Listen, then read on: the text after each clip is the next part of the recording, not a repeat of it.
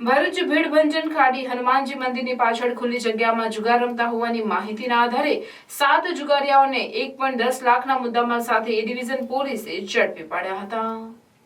ભરૂચમાં આવેલ ભીડભંજન ખાડી હનુમાનજી મંદિરની પાછળ ખુલ્લી જગ્યામાં કેટલાક ઇસમો જુગાર રમી રહ્યા છે।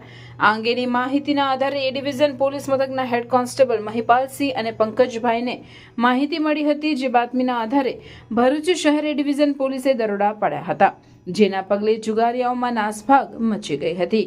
પોલીસે સ્થળ પરથી રોકડા ₹4,000 અને 2 મોપેડ તેમજ 5 મોબાઈલ ફોન મળી 1,10,000 થી વધુનો મુદ્દામાલ કબજે કર્યો હતો।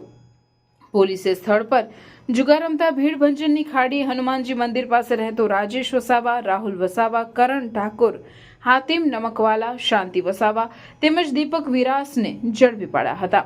આ તમામ જુગારીયાઓ વિરુદ્ધ જુગાર ધારાની વિવિધ કલમ મુજબ કાયદેસરની કાર્યવાહી હાથ ધરી એ ડિવિઝન પોલીસે વધુ તપાસના ચક્રો ગતિમાન કર્યા છે।